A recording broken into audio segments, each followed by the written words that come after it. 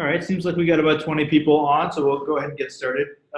Good afternoon, everybody here on the West Coast. My name is Assad Butt, and I am the Director of Ventures and Partnerships for Kinship and a partner with the Leap Venture Academy. You're here to take part in a Leap Venture Academy presentation called Petcare Startups, From Idea to Product and Beyond, hosted by Ben Jacobs from the Kinship team and also a partner at Leap Venture Studio. And of course, the slide is not moving. Oh, there it is. So Ben will be hosting today's event. As we go through this, it's going to be about a 20 to 30 minute presentation and followed by 15 to 30 minutes of Q&A. I'm sure Ben will take questions as things are happening. So feel free to ask questions anytime in the chat window. You'll be muted the entire time, and as I said before, this event is being recorded. A little bit about Leap Ventures, and I'm sure a lot of you are already aware, but we are one of the first programs designed really to ignite growth across the pet care startup ecosystem. Our goal is to support entrepreneurs like yourselves to get to the next stage, whatever the next stage is for you.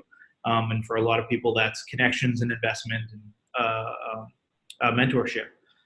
It is a collaboration between two organizations, Michelson Found Animals, a nonprofit based out of Los Angeles, and Mars Petcare and Kinship being a division of Mars Petcare. You guys are, I'm sure, aware of the programs that we have, but just in case you're not aware, we have kind of two main programs at this point. One is our Leap Venture Academy, which this is a part of. It's a series of webinars and classes and events and pitch competitions geared towards helping startups like yourself. And then we have our Leap Venture Studio, which is a typical accelerator program for the best of the best pet care startups from around the world. We bring you to LA for 3 months. Well, it's non-residential, but you get up to $200,000 in funding.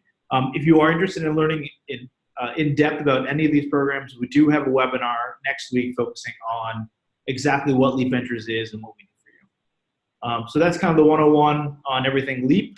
And now we're going to turn it over to Ben to kind of share his thoughts. Awesome.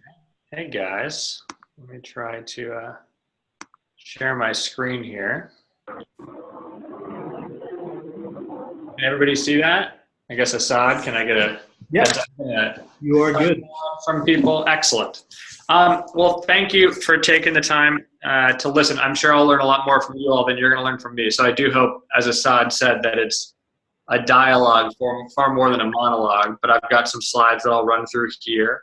And feel free to interrupt or chat, and Assad can interrupt me. And if not, I'll have plenty of time at the end for questions, as was referenced. So, before I dive into the specific topic of today, which is how do you bring your idea to a product, to a business, a little bit of background on myself and on Mars Petcare. As many of you may know, Mars Petcare is the largest pet care business in the world with global leadership positions in pet nutrition and veterinary health. We're the largest employer of veterinarians around the world, and that's a really exciting and important responsibility for Mars in terms of how we help drive that industry forward as the industry leader. And we're also investing very significantly behind new products and services like Whistle, like Wisdom Panel, and the data and services that surround them, as I'll talk about. I always like to highlight that we're not alone here. I think what's really exciting for all of you on the call is that you're off this chart on the right-hand side. For me, I was on the left-hand side of this chart when we first started Whistle, so we were off this chart in 2011. It was a slightly less fun time to be raising capital as a pet care startup. But I think that what has happened in the last 10 years is the venture capital and private equity community has recognized the enormous non-cyclical humanization of pet trends that's supporting a number of products and services, many of the great businesses referenced here. So a lot of global investment and excitement around pet-related startups. My little journey in that space, huge dog person. That's me as a child with one of our German Shepherds. We grew up with Germans. I always had big dogs. And now, as my wife likes to joke, we're obsessed with our Dachshund and Yorkie. So it's a big transition from 100-pound Germans to 16-pound little rulers of our home. By by way of academic background, I went to Yale and I studied in China. I worked at a startup called Rapleaf, which is a data company, and then did some venture capital and consulting work before starting Whistle.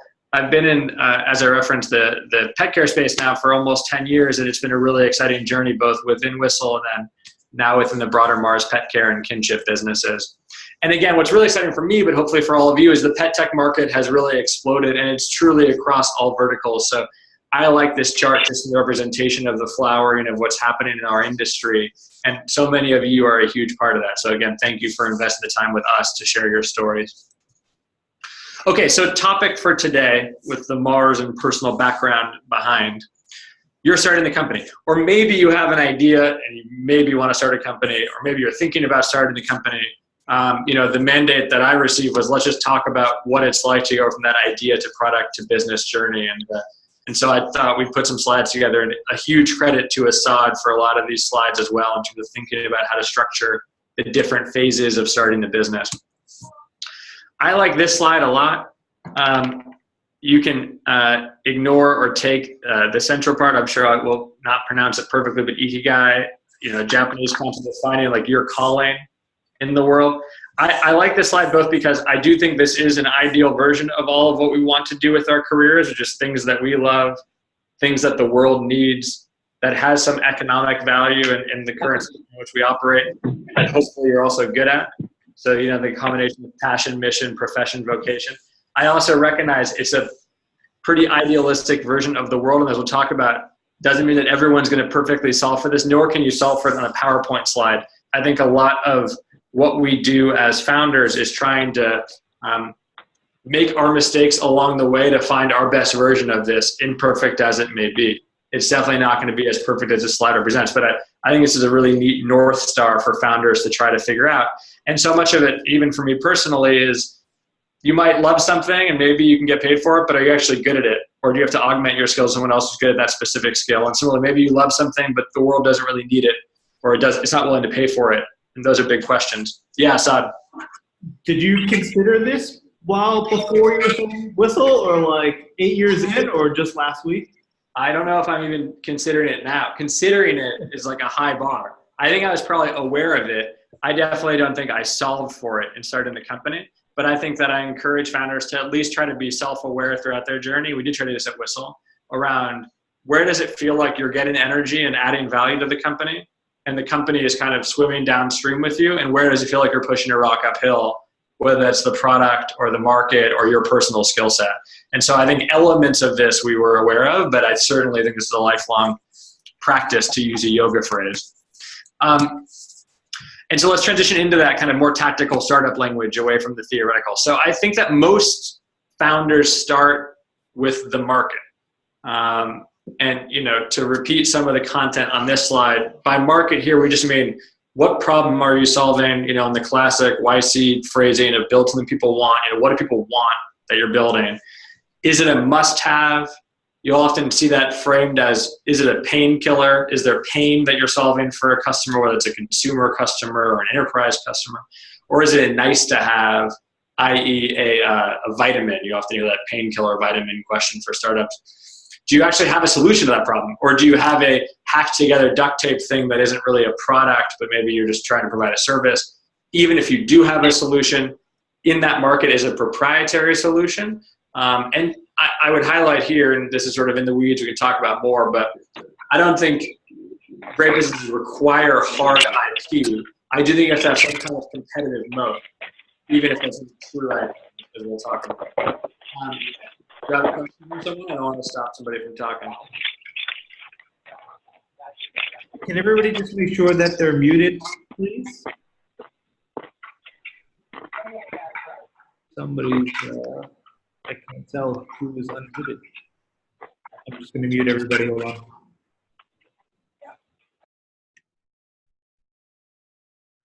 Okay. Are you there? I'm here. Okay. That's impressive admin skills. I was going to try to unmute myself. You could unmute me. Well done. Okay, so yeah, something basically is a proprietary. And overall, these are the basics that you'll hear about, I think, all the time. Most startup blogs you'll read. Yeah, Assad, go ahead. Yeah, Karen has a question. How truly important is a patent, as it is so easy to get around patents nowadays? It's a great answer to your own question. I agree with that. I think some investors will value patents more than I personally do. It doesn't mean that protecting your brand isn't really important. And so I always emphasize trademarks as much as patents, another form of intellectual property. Patents can be valuable for sure based on the industry. So, for example, we've invested in new therapeutics, novel therapeutics for pets. And oftentimes in FDA-regulated environments, you can have very significant intellectual property to protect a new drug. But I would say in a consumer business, like I was speaking to someone in the grooming space today, a great entrepreneur in pet grooming, it's very hard to imagine a meaningful patent that they'd be able to truly protect. And so I think spending money as an entrepreneur, particularly if, as we'll talk about later, if you're bootstrapping, that can be a very costly decision to choose to patent something that ultimately that's not going to where you're going to provide defensibility. And so the question I would ask back is, in your vertical, how important is a patent versus other forms of defensibility? Great. So hopefully that helps lead a little bit on that question. And then, at the end here, and we'll talk about business models a bit more in depth later, but can you at least envision a sustainable business model? Are you truly wrapping products in dollar bills, as people will talk about in terms of venture capital, where you're subsidizing a product? So maybe it's being adopted, but that's because you're selling something for less than it's worth. And so, are you solving a problem? Is it a must-have or nice-to-have? And is there a business behind it or the key market needs? And I think that people should start here, but I think people often overlook the next slide, which is, is that the right fit for you? So even if there's an amazing market need, I always encourage folks to ask, why do you want to start a company? And we live in a weird era where I think in some ways for good, but in other ways maybe challenging to the broader growth of certain companies, maybe even growth of the economy. Maybe like it's so exciting these days to start startups. And I think it's an industry that's very in vogue. And people read a lot about all of the success stories. And the reality is it's incredibly hard to start a company and to go through all of the ups and downs of a company, with very rare exceptions, none of which I know personally in terms of straight up and to the right. And so, if you don't have a clear answer on your why, whatever that why is, purpose, profit, people, if it's not authentic to you, then it's going to be too hard along the way. And I encourage people to get a job somewhere else. But if you get across that hurdle and say, I have to do this, I believe this company must exist and is offering something unique to the universe, then I think you have to go to the next level of questions, which are, what are my specific goals? What are my capabilities? What can I afford? And I don't mean financially afford necessarily. I mean overall lifestyle, as Assad articulated here, around time, money, travel, for you and your family at this time. What is the worst case scenario? I think one question we often ask people is, if the company failed, would you be okay with that? You spent 5 years investing in this business and you maybe nudged that product uphill, helped a few customers, helped a few consumers. Would you be okay if it actually didn't work out? And how will that impact weigh with you? And so again, just kind of getting real clarity on why me. And I think that if there's one slide I ask that you take away and reflect on, journal, meditate, whatever happens to work for you, I think this is as important as anything. And I don't think it's academic. I think it will make you a better founder and better CEO, because the more self-aware you are around these things, the better you'll be able to build the business to achieve those goals. And so often we find founders who great on the market side, great on the financing business I will talk about, but don't have a clear why. And at some point that will help or force them to get lost along the journey. So going back a little bit to the tactical product. So assuming you've said, yeah, there's a market need. Yeah, I'm the founder to do it. Maybe you realize you're really skilled in X and Y, but you need help in A and B. Let's double click a little bit into how do you better understand the specific opportunity. And so I think it's, again, if you haven't read, and we'll talk about lean in a bit, but this is lean startup stuff. This is like the basic customer iteration stuff, but figuring out who is your customer, how do you communicate your value proposition to them, what are they going to pay for it?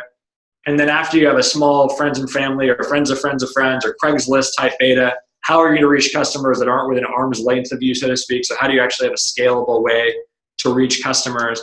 And can you do that at some effective cost relative to the value in your product?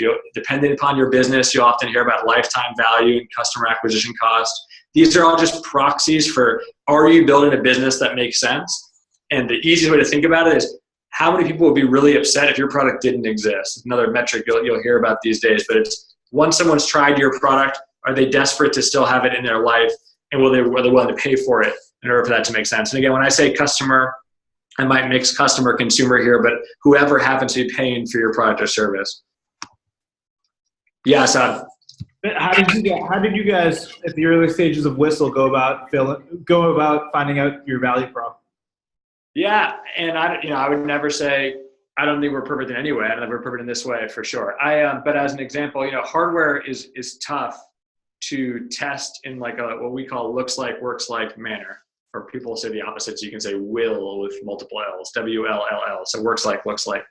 So because you don't want to spend a lot of money, speaking of lean startup, designing fancy hardware without knowing the exact feature sets your customers want. The way we try to tackle that problem was when we knew we started to circle around on-collar devices for pets. And if anyone's not familiar with Whistle, the business today is a GPS and activity tracker, so focus on the loss prevention and health tracking for dogs and cats. So to Assad's question of how we iterated to get there, because it definitely wasn't like at launch a complete offering in that way. We bought a bunch of like very big, ugly, probably credit card sized blue data loggers with AA batteries in them that were off the shelf hardware. So no custom hardware. I don't remember the exact cost, but let's say they were like $50 each kind of thing. And they were USB drives. So you literally have like these big accelerometer data loggers basically where you could put it on anything, a car, your belt, in our case, a dog, and then put the data via USB, so manually into a computer, download the data, and then analyze the data. And our initial test of that was just, A, do dog owners care enough about a dog's health/activity to even keep the thing Velcro to the dog collar? B, would they mail us back the blue data loggers? Because we had to have it mailed back. We tried to create this where we looked at creating like a software for them to upload it themselves. Remember, this was 9 years ago, guys, so like there's a lot, probably better way to do it today, but 9-10 years ago. So we were like, okay, well, if they're willing to not only keep their dogs, but mail it back to us, and then if we analyze the data and show them back the data, is that of any interest? And like, is there any there to continue pursuing the product and business? And I think we learned a few things. One is dog owners are really crazy with their dogs, and we do that kind of selfishly, like about our own dogs, but that anything about more insight into your pet's life, people were willing to try. Doesn't they're willing to continue to do, but they're willing to try. The second thing, which I would say was the big aha for us, was that there were specific insights around lifestyle that people were like ecstatic about, and more importantly, actionable on. So an example of that was, we had one, I think it was a golden retriever, something, a bit bigger dog, and we did all our data analysis. So again, like tactically, it means like they mailed us back. So it was weeks after they had actually taken the blue data logger off. But we shared back, here's the data. It looks like on some days your dog was particularly active at home. I don't know if we even knew it was at home. So I'm trying to remember exactly what kind of sweet average what they had. But effectively during day hours, it looked like the dog was active some days, inactive others. And this family, it was a family in the Bay Area, speaking of like friends of friends of friends, probably something like that. But they took the time to look back at their calendars to think about where the family was at different points of that day and why the dog maybe was active or inactive during those points of the day from our data. And it turns out that they had an insight that actually leaving one of their windows open allowed the dog to be more engaged with the neighborhood, like being a guard dog, like being a big dog. And they emailed us and they were so excited about it. They basically decided that they wanted to keep that window open because in their mind, that was a better, higher purpose for the dog every day to be like on watch and more active. And I can't emphasize how bad that product experience was to get to that insight. So the fact that like, despite all of the hurdles we put up, data logger, AA battery, USB, mail it back to us, weeks of delay, that they had an actionable insight for their pet, we're like, there's something here. Now, in the spirit of giving ourselves feedback, what we didn't then close the loop on was, are you willing to pay for it? And at what price? And I think our big lesson later in the company was activity and insights like that are really powerful for a subset of consumers, but loss prevention plus activity was the most powerful combination people were willing to pay for on an ongoing basis because the peace of mind around loss was so powerful. Now, what I don't know is could we have answered that in hypothetical, could we have done the GPS trackers? Maybe, but that would have been a really good learning for us to accelerate, our product roadmap further. That was a really long answer to a short question, so I appreciate that was very insightful. Sticking along for the ride. As a total aside, we also had a Chihuahua in that early beta with the blue data logger. So big honky blue data logger Chihuahua that went sailing. And we were like, that's a very spoiled Chihuahua. Because we would see this weird activity behavior. We were like, what is this accelerometer data? And we had to ask the owners because we were always, again, we're trying to very hacky stuff. And they're like, oh yeah, that's when we were sailing with our Chihuahua. And we said, yeah, good life for the Chihuahua. Anyways, so understanding the opportunity. So yeah, it's getting in the weeds though like that. And I encourage entrepreneurs, whatever your product or service is, there's no excuse to not be very close to the customer in that way. And so for us, that was, we weren't sailing with the Chihuahua, but we were certainly tactically understanding the home environments in which we were asking these owners and pets to use the Whistle Beta. It wasn't even branded Whistle, but the device. And you should also be very close to your customers. The number of times that I talk to pet entrepreneurs who have never done in-home ethnographies, it is mind-blowing. This is not expensive. I'm not saying like pay an agency to do an in-home ethnography. I'm saying if you're selling dog food, go into your customers' homes, 6 of them, 5 of them, and see what they're currently feeding. Ask them to feed the dog your food, see how the dog reacts, like understand their routine. Because if you don't get that texture, I don't think you'll have a really good sense of the value proposition. And then you can quantify and scale the cost to acquire customers and deliver products and so forth. And so, as you take that next step, and ideally you've realized as a market, yeah, so. We have a bunch of questions, but one, we'll get to them in a second. Karen just wants to know, what was that word that you just said? Ethnology? Ethnography. Ethnography? What's that? Yeah, that's a silly big word to use, and I could have said customer data research, whatever. I think there's like probably fancier ways to do what's called in-home ethnography, like study of, it's like anthropology studies. I don't know what the exact right word is. But I just mean in-home studies. Get really close to your customer. And by the way, again, I'm saying in-home because I'm thinking consumer, but if you sell into veterinary practices, then go live the life of a veterinary technician and be in the back office of a vet hospital. Don't just assume that you know what the life of a vet hospital associate is. Good call out, by the way. I'm not a fan of acronyms or big words, so I apologize if I'm blazing through shit. So Biz Model 101, I think it's ultimately like once you've proven you can sell it to 5 people or you've done those 5 in-home studies, now how do we sell it to 50 or 100? And is there some sustainable business model? I at risk of going against the lean startup, I will admit that we, like many investors, are less focused on how profitable you are for customers 5 to 50. We are very focused on how you have a clear path to profitability as the business grows over time. If someone's typing right now, how many do you care about? There's no platonic answer to that. So it's not like that, we want it to be profitable, 1,000 customers or $1 million in revenue. We just want to believe that if the business gets to scale, the business makes sense, and that there's clear gross margin and profitability on an enterprise level for the business.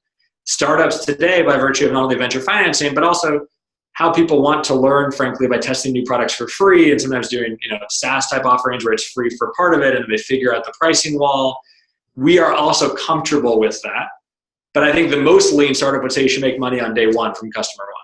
And so again, there's a lot of debates about this. Ultimately, the most important thing is that you have a clear line of sight to how much time it will take you to get cash flow positive, and ergo how much investment is required. And I think too many of us, myself very much included, are so bullish on our ideas and our businesses that we may be our Pollyanna in our projections. And it's better to at least have a base case. You can have an upside case, you can have a downside case, but being realistic with yourself about the critical success factors and risks and therefore how many dollars it'll take to get you there. So MVP and staying lean, I'll admit, I think a lot of you on this call probably teach me a lot about that. We were fortunate with Whistle to have really great support, and so much of life is about, can you bring supporters and investors around the table that help you bring your business to life? But I think the more that your company and you act like you have no money in the bank, I think the more successful you'll be no matter how much money you actually have. And this is certainly what we try to do even with Whistle and with other companies that are venture financed. We say, as the third bullet here says, don't add bells and whistles, like truly focus on what is the core product. Now, core does not mean unusable. And there's like a famous MVP thing of like, I think it's like a wheel, and is a wheel the MVP for a car? No, it's a bike or it's a skateboard or something. Like, you have to be able to use the product. So don't shortchange yourself by putting out something that's so half-baked you won't even get data, but do not over-invest in things that don't matter early on. So and that's a really fine balance, and that's not going to be able to answer probably in a video call, but get in the weeds of your product to see how much you can do to refine it over time versus making the perfectly baked pie out of the gates. And hopefully that helps.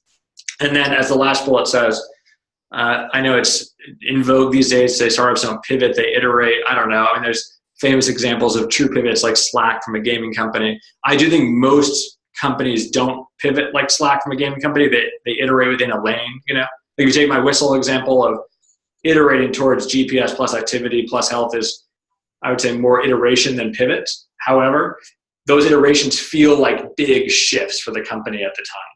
And so you have to be prepared for those really big shifts. In the case of Whistle, that was changing from a hardware-only business to a hardware plus subscription service business. It was changing from a Bluetooth-only device to a cellular device. So, you know, those shifts will feel really big to you as people in the company, and be prepared for those shifts.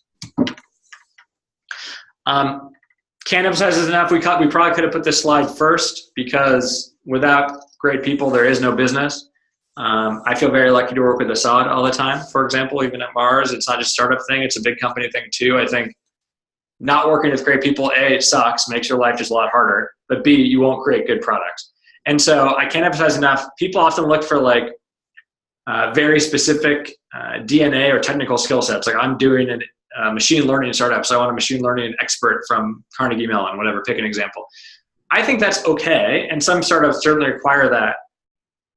And I would say even more so from employee 10 to 50. But I think for employees 1 to 10, getting really high horsepower people who care deeply about what you're building and are purpose driven, they will learn specific skill sets. Now, it doesn't mean you don't need an engineering lead and you don't need a product lead, you probably do, but like I would take the general athlete who's comfortable with this stage of risk and this moment of iteration over a domain expert any day of the week for employees 1 to 5. Again, very much N of one opinion, a lot of debates about that, but that's my personal perspective on that.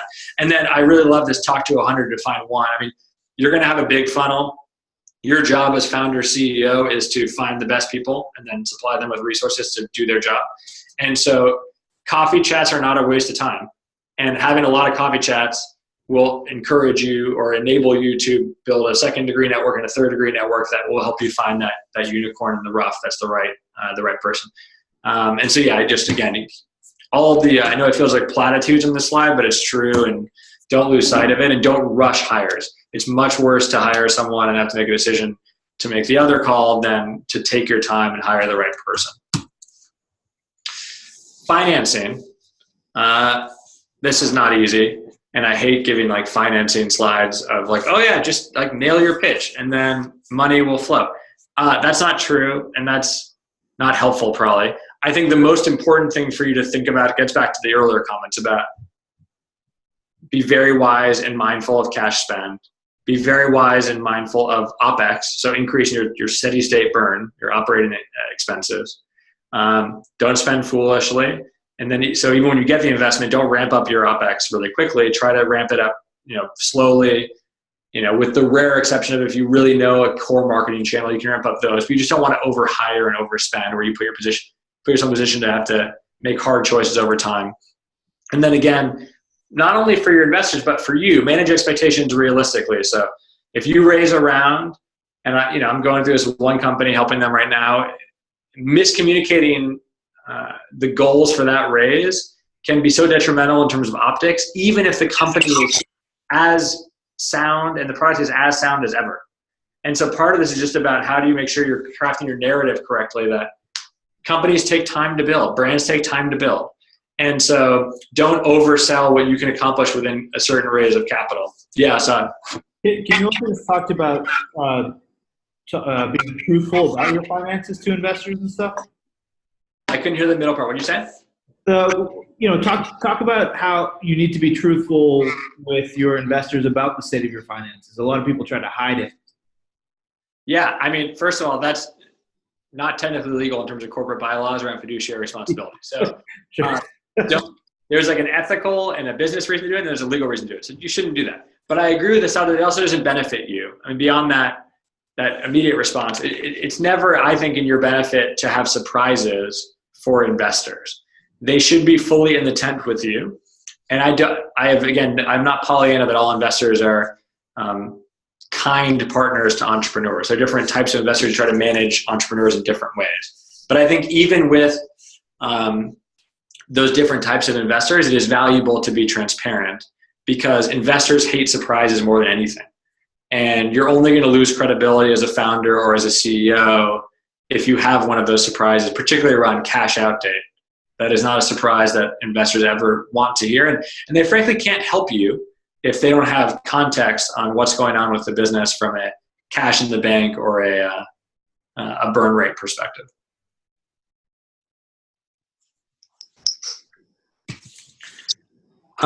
Good transition, I guess, or sort of a dark transition. I just want to share a couple other visual slides. This is the number one reason, maybe a lot of you have seen this, but why startups fail. I like this chart and it's as reported by founders after the fact. I like this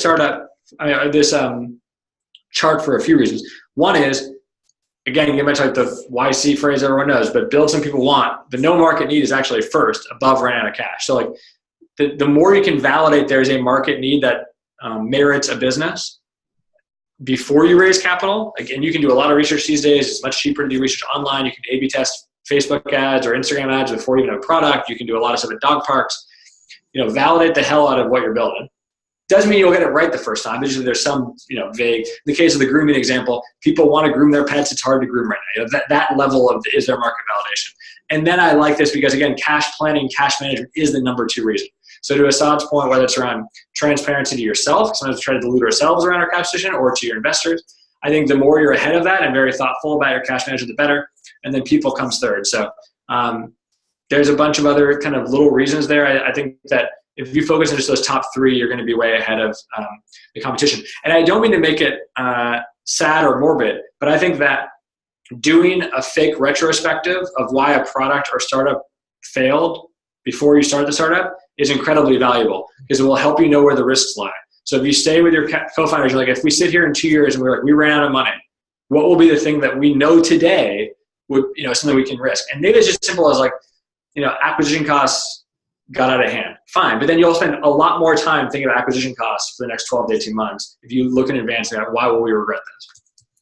And then the last thing I would say is like, so easy to do these kind of presentations, so hard to actually run a company. I have, no illusions for you guys are in the trenches, and, we are here to support. Like, you are the real champions.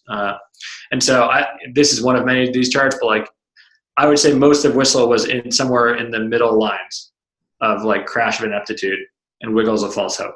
And so the vast majority of my time felt like that, at least emotionally to me. Whether that was actually true, that's how I felt as a founder. And I think that people don't talk about this enough.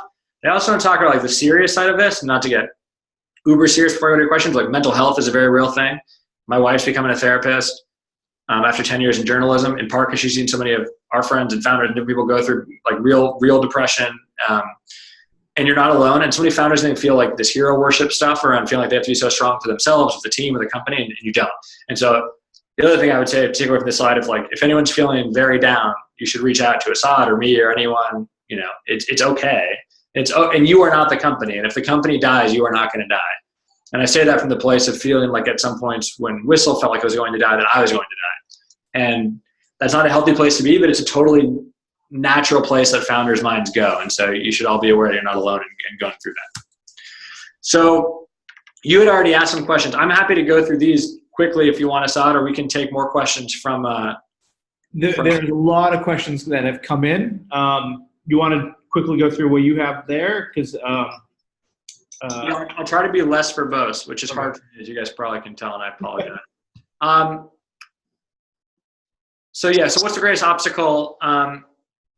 I don't think it's unique to Petcare founders. I think it's a lot of what I just talked about. I think just founding a company is hard, and I think that Petcare founders, like any founders, the journey to product market fit is nonlinear and often feels very dark. And so I think that my number one suggestion is like, take care of yourself, honestly. Tactically, I had a list in my phone that was like, get sleep, go to yoga, like spend time with my wife. Like whatever your things are that are valuable to you that are outside the job, like don't let the job consume you. That would be my advice.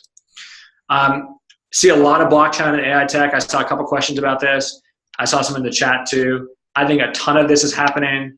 My number one piece of feedback or advice would be, we don't invest in technologies. We invest in solutions to problems. Sometimes those require specific technologies. And so I never like a pitch starting with, we are a blockchain or AI tech company. I like we are trying to solve dermatitis in pets using AI because we believe it's the best solution for dermatitis or something like that. That's a totally random fake example. But pick your problem you're going after first and then explain why the specific technology you're using makes sense. If I had figured this out, I would be telling you guys. I personally don't know. I have friends that I can refer you to, including a friend, Brock Weather, who used to be at Petcare in a company called Pet Coach that they had acquired. I know he used some offshore resources. Generally for the startups that I've been involved with directly, we have hired developers onshore. So I can't claim to have amazing first-person experience here, but I think Assad and I both probably can network you into folks in the sidebar if you ask. Yeah, I think we see a couple of these like waiting for the cohort 3 stuff. I think it totally depends on your business. I guess one thing, we appreciate the interest so much, and I hope that everyone can be involved. However, there's only 6 spots or maybe 7 spots in the next cohort. So by virtue of that, I wouldn't, and this isn't just for us, this is just in general, you're going to have to run your startup independent of any advisors, investors, or startup studios like us that come on board. And so I would encourage you to think about in your domain, and I don't know in the case of this company if it was a consumer business or a veterinary business, but what should you be doing all the time to raise awareness? And how do you build the business to be successful whether or not you get into a studio like ours? We hope that we can help accelerate things, but I wouldn't ever see something like ours as company making. We are just hopefully accelerants.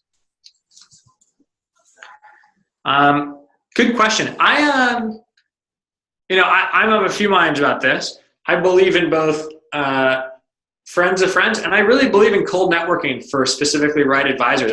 I've been so shocked in my own life when I reach out for mentorship, but also when I encourage founders to reach out. If you're starting a new supplements business and you reach out to the founders, CEOs, or former executives, the top 5 supplements business that have ever been acquired for a large amount, you can absolutely be sure they will end up replying. And it's a pretty shocking thing, but if you think about like where they are in their career, they probably want to help mentor and help. And so I encourage folks all the time to cold reach out on LinkedIn, give context about what you're building and why you care about what you're building, and see if I get a reply. Now, again, I think friends of friends always helps too, but I encourage people to cold reach out and figure out what are your North Star companies and then go map that to executives from those companies. That's a very good question. That's a very hard question. It really depends on the business. There's some times where Mars or other large Petcare companies might be great channels or US partners for you.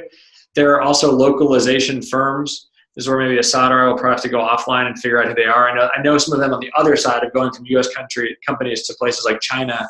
I'm sure there are similar companies that translate products and services both linguistically but also operationally into the US. I'm not personally familiar with a ton. I don't know if Assad, do you know anyone off the top of your head? I don't have. What I've seen work well with a lot of European startups and Middle Eastern startups and Asian startups is going through the consulates. A lot of them have U.S., say French or U.S., whatever, the Singapore relations or business units, and they'll bring startups here and introduce them to people. Either for low cost or for no cost. So I would definitely look into that kind of stuff if you're looking to connect in the US. Yeah, that's great advice. Yeah, I think I would focus on the audience here. So, I'll give an example from Whistle. So Whistle figured out that one of our audiences, we had several different segments we focused on, but we had one segment that was an urban millennial, often female, but sometimes dual income, no kid household. And they were buying a lot of online new brands. One of those brands was Outdoor Voices. I don't know if any of you know Outdoor Voices, like a yoga and active wear clothing company. And we were able to figure out that our audience for that customer segment, Outdoor Voices, was almost perfectly aligned. And so we aligned a partnership to do a dog walk. They called it a dog jog because their whole brand, Outdoor Voices, kind of casual exercise. And so we did a dog jog with Outdoor Voices in Whistle in San Francisco, and there was like a scavenger hunt. And so, but again, it all started with what is the audience, and then which brands can we see align with that.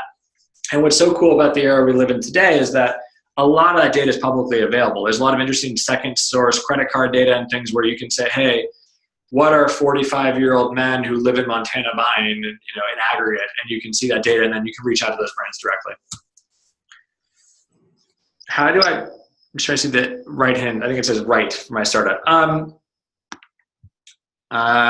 Yeah, I mean, there's a left brain, right brain answer to that. As I indicated earlier, I think for small startup, desire and excitement and horsepower, but frankly, alignment with your purpose is so important. And so I would encourage you to spend more time, not less time. I guess my only tactical advice would be like, spend so much time with these people that you get sick of each other. Because if you don't get sick of each other, maybe they're good hires. And don't, like at that early stage, you don't want to go through the traditional 2-hour interview process. Like, shame on you if you only take 2 or 4 hours with someone, if they're your employee number 1 or 2. You need like days and days and days with these people. And so I'd encourage you to spend a lot of time with your early hires. That's it. That's all. Keep going, Assad. Ready, Ben? Yeah, I'm ready. Let's see. Hold on. You talked a little bit about this. What are the best way to find partners and collaborators in the U.S. if you're based outside the U.S. but are considering it as your core market? We addressed that earlier, I believe. Yeah, I mean, I think you probably do better than me with the U.S. consulate stuff. Yeah, I mean, I think that's one we can follow up on, but I don't have direct personal experience, unfortunately. With regard to hardware, do you feel that VCs really care about patent versus not as long as I can rationalize why I did or didn't for her company? So yeah, hardware is one of those categories, somewhat like pharma I talked about earlier. It's somewhere between pharma and grooming, if I'm using these like silly fake polls of IP these days. Patents can matter in hardware. They can be protectable to some extent. They can often be designed around from either mechanical engineering or electrical engineering point of view, or systems engineering point of view, depending upon the patents. And so it's a balance for you around how well capitalized are you to achieve that. I think with Whistle, I don't know the exact number, but I imagine there was a half dozen or so patents we actually did pursue and were granted, but we were venture capital financed by that point to pursue those patents. I don't know if we would have done that in advance of VC financing. And I'm not sure that created a ton of value for us, except in defensibility. And what's tough is it's hard to know how to value IP and hardware until you need it for defensibility. And there are a lot of patent trolls out there who will try to come offensively against you if you're successful. And so having some defense is helpful. I know that's kind of a non-answer, but I think without knowing your specific business is tough. I would recommend that that's a category where it is worth talking to an IP attorney to get a more informed sense about, in your space, what's protectable and how should you think about it. It's worth that at least initial consult. Great. Sam has a question on customer acquisition costs. Building out our financial model but calculating CAC is difficult to do with without historical data. Is there benchmark customer acquisition data from Leap or maybe anywhere else that you can share? How can someone find customer acquisition data? Yeah, I think you should ask other entrepreneurs who are similar to you in non-competing categories. Ideally in competing categories, if they're willing to talk to you. But if I'm selling a subscription box of dog treats, or let's say I'm selling vitamins to dogs on a subscription basis, I'd like to know what the subscription vitamin CPA is for a human vitamin company. So get direct analogs as much as you can. It's hard for me to venture a guess as to what your cost per acquisition will be without knowing the business.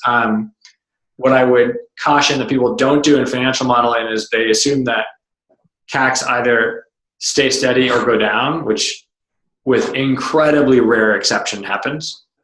CACs almost always go up. And the reason is you are reaching harder and harder audiences. Again, there are exceptions to that.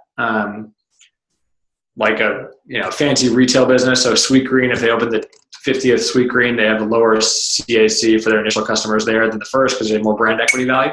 But for the vast majority of true online businesses, it gets more expensive and harder to acquire customers over time. And so whatever you model, I would encourage you to model it going up over time, not coming down. Excellent. Hold on, I got lost. Question about data privacy. Is there a best practice on how to handle collected data?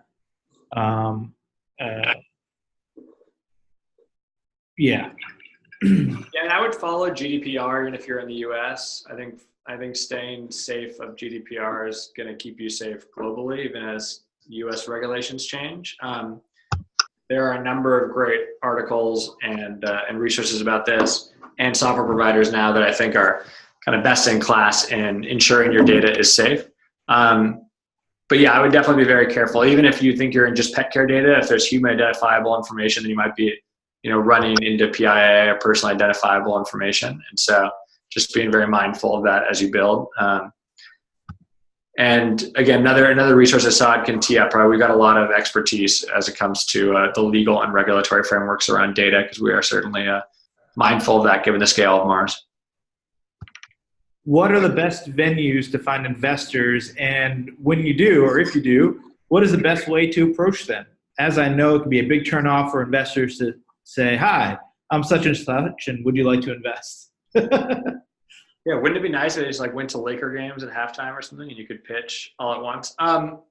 Yeah, so my advice about advisors is sort of the opposite here. So while I think you can cold email advisors and say, "Hey, Assad, I know you were successful selling markers before, and now I'm starting a new marker company. I'd love to meet you." And advisors like that. Investors typically do not like that.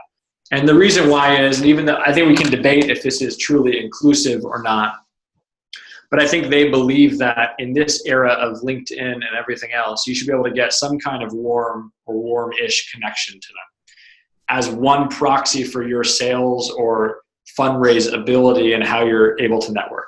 And again, I'm not sure I totally love that, because I don't think it is open to all, but that's the way a lot of VCs think. And so I would encourage you to try to build relationships, whether it's through those advisors, people like us, however you can, and second degree link towards investors, where ideally someone like Assad can vouch for you to a seed fund that he already knows. And that warm intro from him is going to be so much more valuable and trusted than a cold intro. And while we certainly still get cold inbound for companion fund, I will say the majority of deals we've done have come from trusted introductions like that from existing investors or from other entrepreneurs. The best introduction an investor can get is from an entrepreneur that he or she trusts, because they're going to trust that entrepreneur's point of view. So, they know that entrepreneur is in the trenches. And so if she recommends someone else, they take that, as gospel, versus someone who's already invested in the company and maybe biased trying to push the company.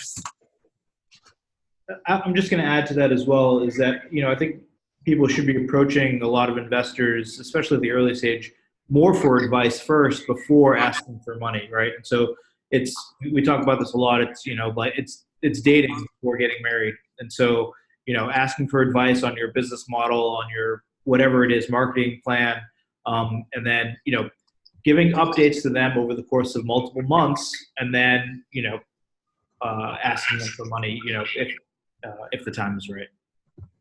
Yeah, well said. I love the simple line of investors invest in lines, not points. And so the more that you can show them the trajectory of your business over time, and hopefully some of those line conversations or points on the line conversation are not pressured in terms of investment, I think the better.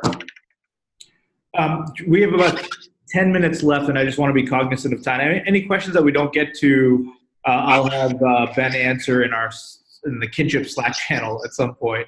But we'll get through a couple more. Stephanie has a question. How do you figure out how much money you need to get into the next stage? What is the process? How do you figure that out then? Yeah. So a really bad rule of thumb, but one that is used by most investors, is 18 to 24 months of cash. So whatever your burn rate is, investors do, and I say bad, but it's really, I think it's kind of the tail wagging the dog, no Petcare pun intended there, but it's because they're typically solving for rate of return on an implicit basis, because they want the company to grow to some milestone over X number of years. And so making sure the company is consuming capital on predictable time intervals helps. And so if you are building out a model and you say, I'm consuming X capital, where does this initial slug get me 18 months? That's one way to do it. I prefer that you actually ask the hard questions about your specific business and what are meaningful proof points to either prove your thesis or de-risk the business. And that's very business specific. And so, in the case of FDA regulated drugs, for example, there are actual phase trials. And so we can finance specific phases of the trial or intervals within them. In the case of a marketplace business, maybe it's proving the model in 3 cities. where, I'm doing dog walking, let's say. And so if I prove it out in London and Berlin and Paris, I believe that shows I can expand to 10 more geographies. But I think that picking a non-arbitrary metric that you believe as a founder is what will come through to investors. And I think the more you can map out your business in advance, the better. The last thing I'd say on that is that, again, outside of the 18, 24 months, magic investor time, there's also magic investor metrics like $1 million in run rate revenue or $5 million in run rate revenue. I would love those things not to matter, but they certainly do. And we co-invest a lot of great investors who don't touch anything until $5 million in run rate revenue. And so maybe that's another metric for you to think about if you're at the revenue scaling stage. We have so many awesome questions, and we're definitely going to run out of time. But one of the questions that just came in that I think is really interesting has been, can't you just make something and bring it to the giants in the industry? Yes. That's awesome. You can. What do you want us to do with it? That's what I would ask back. Maybe I'll ask the question a different way. How does a big company, let's say like Mars, decide on which companies to partner with or which startups to meet with? We try to meet with everybody. We try to be open to all and have dialogues of all sorts, including things like this, to engage with the community of founders around the world. Mars, as I referenced, has leading positions in a few key areas in pet care, nutrition, veterinary care, and so forth. And so we certainly look for innovations that help empower and in some cases disrupt our core business around those sectors. But I think that the more specific you can be with the kind of partnership you want to drive with the big company, the more successful it may become. Big companies have a lot going on, and it's unfair to expect any large operating business to be waiting to brainstorm 10 different ways to grow your startup. It is fair if you come with specific solutions that solve pain points to try to slot in. But I always caution, even for our great companion fund and lead portfolio companies, our timelines may not match yours. And so it's really important for all startups to try to grow independently. And again, just treat the Mars or any other large company partnership as more of an accelerant than a game changer. I hate when people base their business make or break on a partnership with someone like Mars. The business has to stand on its own and then can be accelerated by that partnership. But yeah, we want all comers for sure. We have a bunch of questions. We will answer all of these questions in some way, shape, or form, so I really appreciate it. We're going to do two more because of time. Let me see. You mentioned something about pet pharma investments. What is the tolerance of the studio, or maybe just investors in general, on pharma investments? So we've made a few out of Companion Fund, and I would be happy to take a look, or really have my partner Cindy Cole, who's a DVM PhD, help take a look and advise. From a studio perspective, we probably won't do any pet pharma, and the reason is just that the very format of the studio doesn't lend itself particularly well to the timeframes required to make meaningful progress.